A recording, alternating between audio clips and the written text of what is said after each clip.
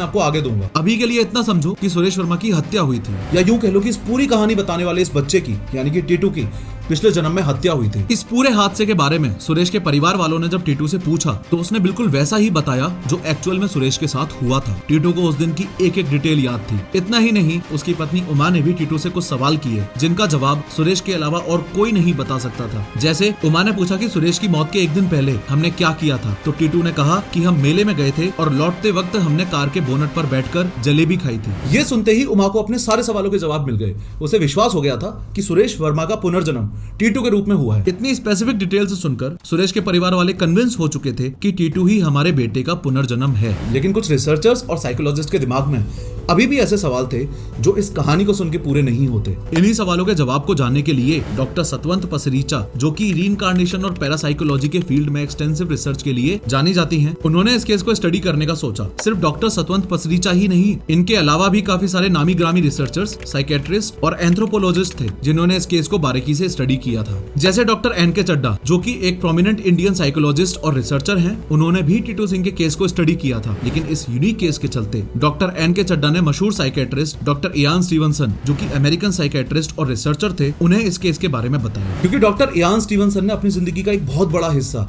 इन reincarnation के cases को study करने में ही बिता दिया था। उन्होंने तकरीबन 3000 रीइंकार्नेशन केसेस को इन्वेस्टिगेट किया था और इस फील्ड में उनकी काफी अच्छी पकड़ थी। उनके एक्सपीरियंस के मदद से वो आसानी से पता कर सकते थे कि ये फ्रॉड केस है या जेन्युइन। जब उन्हें इस केस के बारे में पता चला तो उन्होंने डॉक्टर एंटोनिया मिल्स, जो कि एंथ्रोपोलॉजिस्ट और प्रोफेसर हैं, उन्हें इस केस को बारीकी से स्टडी करने के लिए बोला। डॉक्टर मिल्स ने फील्ड वर्क, इंटरव्यूज और पार्टिसिपेंट ऑब्जर्वेशन का यूज किया ताकि इस केस को डीपली समझा जा सके। टीटू केस का जिक्र एंटोनिया ने अपने जर्नल ऑफ साइंटिफिक एक्सप्लोरेशन में किया था। इस रिसर्च में जो पॉइंट्स एंटोनिया ने मेंशन किए थे, उन्हें सुनकर आपको भी विश्वास हो जाएगा, अगर अभी तक आपको इस केस पे विश्वास नहीं हुआ है तो। दरअसल एंटोनिया ने टीटू और सुरेश के परिवार वालों की कही बातों को समझा और रिकॉर्ड किया। लेकिन इस पूरे केस के कंक्लूजन में अब जो बातें मैं आपको बताने जा रहा हूँ, वो सुनकर आपको और भी शौक लग सकता है, वैसे ही जैसे एंटोनिया को लगा था। देखो, एंटोनिया की इस रिसर्च में टीटू सिंह और सुरेश वर्मा की फैमिली द्वारा कंडक्ट किए गए कुछ टेस्ट मेंशन हैं जो ये क्लियर करते हैं कि टीटू सिंह सच बोल रहा था और ये सब उसका कोई ख्याली पुलाव नहीं था। चलो एक एक करके सभी टेस्ट को समझते हैं। सबसे पहले टीटू से मिलने के बाद सुरेश की फैमिली ने उसे अपने घर बुलाया। कुछ दिन बाद टीटू उनसे मिलने के लिए जाता भी है। अब ये देखने के लिए कि टीटू अपनी यानी कि सुरेश की दुकान को पहचानता है या नहीं, टीटू के घर वालों ने उसे ट्रिक करने के लिए गाड़ी को तेज स्पीड से दुकान के सामने से निकाला। इतने में ही एकदम से टीटू बोल पड़ा